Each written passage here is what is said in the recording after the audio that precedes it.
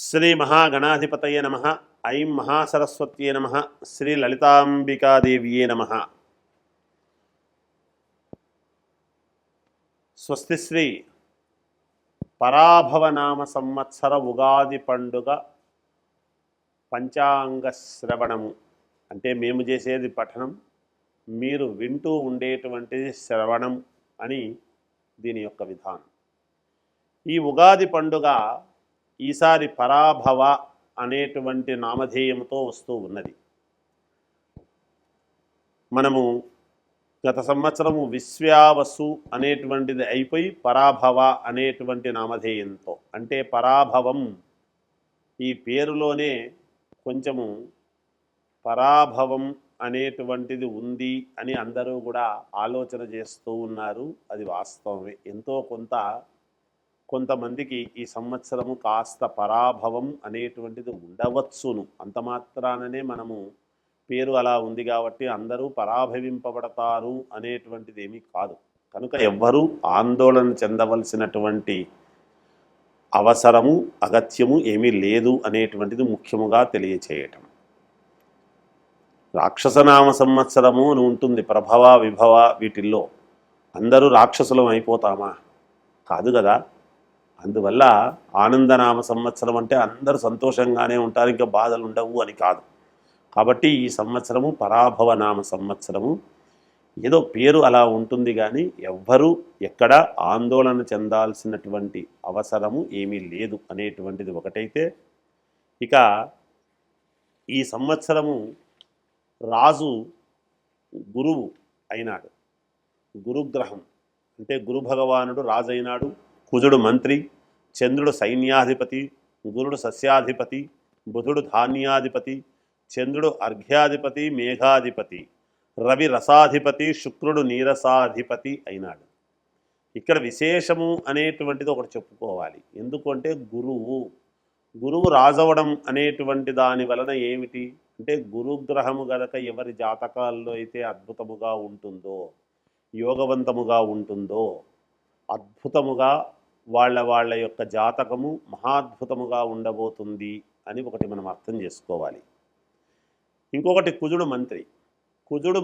కుజగ్రహం ఎప్పుడైతే మంత్రి అయినాడో మంత్రాంగము అనేటువంటిది వింటూ ఉంటాం మనం.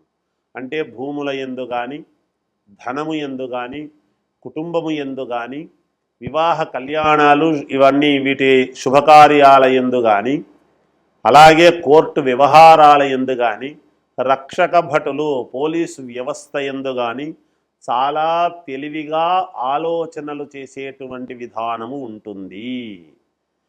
అలాగే మళ్ళీ గురుడు సస్యాధిపతి, బుధుడు ధాన్యాధిపతి, చంద్రుడు మేఘాధిపతి అన్నాడు. చంద్రుడు మేఘాధిపతి అయినటువంటి దాని వలన పంటలు చాలా సజావుగా సస్యశ్యామలముగా పండే అవకాశము ఉన్నది అనేటువంటిది మనం అర్థం చేసుకోవాలి.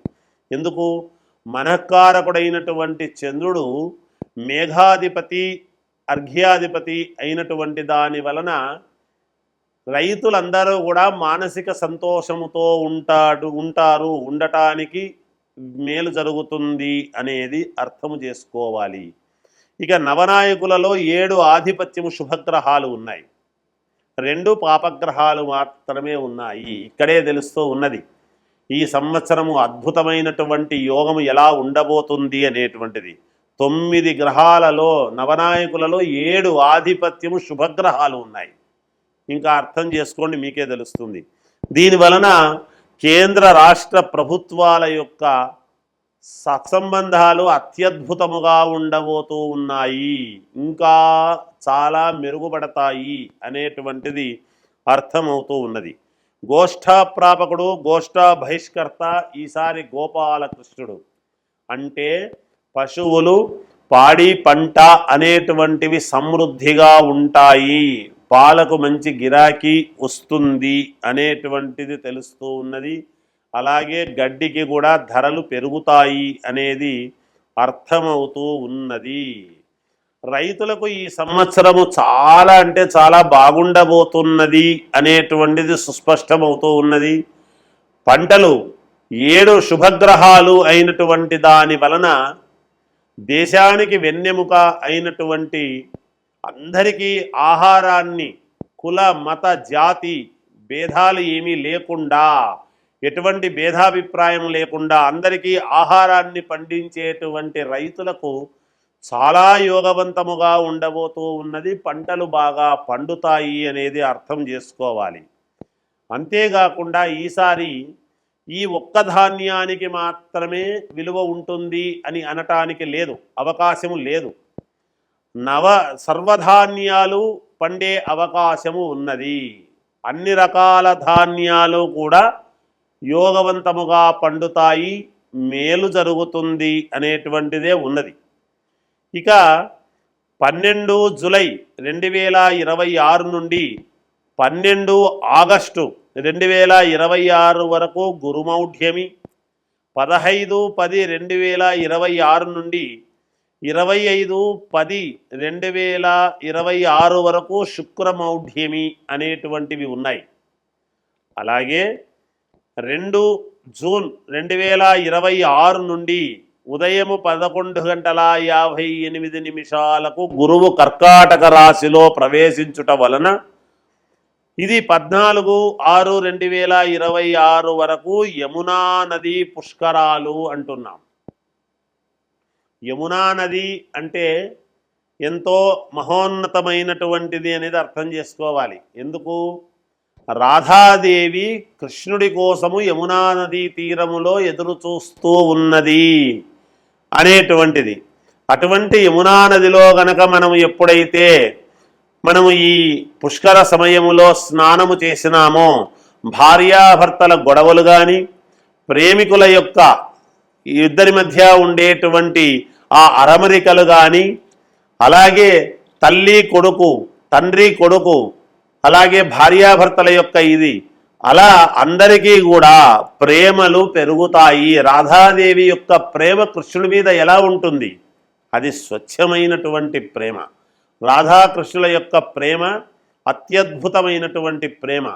అటువంటి ప్రేమ అనేటువంటిది మూలమైనటువంటి ఒక పాట కూడా ఉన్నది. యమునా నదిలో నల్లనయ్యకై ఎదురు చూసినది రాధ అనేటువంటిది మనము వింటాము పాట. అందువలన అటువంటి యమునా నది పుష్కరాలు అనేటువంటివి రాబోతూ ఉన్నాయి. ఈ పుష్కరాలు అందరూ కూడా దాంట్లో పుష్కరాలు సందర్భముగా స్నానం ఆచరించి మీ యొక్క మనస్సుకు సంతోషము అనేటువంటిది కలిగించుకుందురుగాక. ఈ సంవత్సరము 4 తూముల వర్షము, 2 తూముల యొక్క గాలి విపరీతముగా ఉంటుంది అనేటువంటిది తెలియజేస్తూ ఉన్నాను. ఇది ఈ ఉగాది యొక్క విశేషము, పంచాంగము యొక్క సారాంశము అనేటువంటిది తెలియజేస్తూ జయోస్తు. కుంభరాశి ధనిష్ట నక్షత్రం 3-4 పాదాలు, శతభిషం నక్షత్రము 4 పాదాలు, పూర్వాభాద్ర నక్షత్రము 3 పాదాలు, ఆదాయము 2, వ్యయము 8, రాజపూజ్యత 4, అగౌరవము 2. ఇక్కడ కుంభరాశి వారికి చాలా అనుకూలవంతముగా ఉన్నది. ఈ పండుగ రోజు ఇక్కడ ఉండేటువంటి గ్రహస్థితులను గనక మనం ఒక్కసారి చూసుకున్నట్టయితే కుంభరాశి వాళ్లకు ఏమిటి అంటే సంపదలు వస్తాయి. ఎక్కడైనా ఇక్కడి నుంచి ప్రారంభం అనేటువంటిదే ఉంటుంది కదా మనకు. మరి అప్పుడు ఉన్నటువంటి ఒక ఇది ఉంటుంది కదా, ఆ రోజు ఉండేటువంటి గ్రహస్థితుల యొక్క విధానాన్ని గనక ఒక్కసారి చూస్తే ఆకస్మిక ధనలాభం, ఆరోగ్యము బాగుంటుంది, చేయు వృత్తి యందు అభివృద్ధి. ఏ వృత్తి అయితే చేస్తూ ఉంటారో ఈ రాశి వాళ్ళు ఆ వృత్తులలో అభివృద్ధి పొందుతారు. అలాగే పై అధికారులతో మన్ననలు పొందుతారు.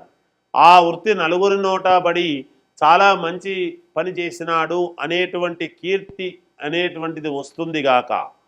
అలాగే శాలరీ పెరగటం, జీతాలు పెరిగే అవకాశము కూడా ఉన్నది. కుటుంబ సౌఖ్యము, ఇంట్లో అందరి యొక్క సంతోషము ఆనందముతో గడిపేటువంటి విధి విధానాలు ఉంటాయి గాక. ఇష్టకార్య సిద్ధి, ఈ రాశి వాళ్లకు ఏదైతే ఇష్టము ఉంటుందో ఆ ఇష్టమైనటువంటి పని మీద ఏదైతే చేస్తారో అది సిద్ధిస్తుంది. ఏదన్నా ఉండని, నాకు ఇది కావాలి, ఒక బంగారు కొనాలి, ఇష్టకార్య సిద్ధి. ఏదైతే ఇష్టము మీద ఉంటుందో, అంటే ఏదైనా నాకు ఒక నగ కావాలను, లేకపోతే పలానా ఉద్యోగం కావాలను, లేదా పలానా ఊరికి వెళ్ళాలను, లేదా పలానాదైతే నాకు బాగుంటుంది, పలానా పదవి నాకు బాగుంటుంది అని కానీ, ఇలాంటిది ఏదైతే మీకు ఇష్టము ఉంటుందో ఆ ఇష్టము మీకు సిద్ధిస్తుంది ఈ సంవత్సరము అనేటువంటిది ఇక్కడ స్పష్టమవుతూ ఉన్నది. రాజకీయాలలో ఉన్నవారికి అద్భుతమైనటువంటి యోగదాయకముగా ఉన్నది. అన్నీ నెరవేర్చుకునేటువంటి యోగము ఉన్నది. వాహన యోగం, గృహయోగము, లోన్లు రావటం, విదేశాలకు వెళ్ళాలి అనేటువంటి దాని ప్రయత్నాలు చేసుకునేటువంటి దాంట్లో సఫలీకృతులు కావటము, సూక్ష్మ బుద్ధి. మీరు ఎంత సూక్ష్మ బుద్ధితో ఆలోచన చేస్తారో అంతా మీకు విజయము లభించి తీరుతుంది. ఈ రాశి వాళ్లకు కూడా భూలాభము, గోవు లాభము, అలాగే శత్రువులపై విజయము సాధించటం ఈ రాశి వాళ్లకు అనేటువంటిది ఉన్నది. కుంభరాశి వాళ్లకు చాలా యోగవంతముగా ఉన్నది. మీరు మనస్సు పెట్టి బయటికి మాట్లాడకుండా లోపల ఏదైతే దృఢ సంకల్పముగా అనుకుంటారో అది మీకు విజయము లభించి తీరుతుంది ఈ సంవత్సరము అనేటువంటిది స్పష్టమవుతూ ఉన్నది. విద్యార్థులకు యోగదాయకముగా ఉన్నది. అన్ని రంగాలలో ఉండేటువంటి వాళ్లకు చాలా అనుకూలముగా ఉన్నది. ఇంకా మెరుగైనటువంటి ఫలితాలు సాధించాలి అని అనుకునేటువంటి వాళ్లకు ఈ సంవత్సరము మీరు చేయవలసినటువంటిది ఏమిటి అంటే, మీరు మామూలుగా అమ్మవారిని ఆరాధిస్తే యోగదాయకముగా ఉంటుంది. మంగళవారము, శుక్రవారము అమ్మవారిని ఆరాధించండి, తప్పకుండా విజయము లభిస్తుంది. జయోస్తు.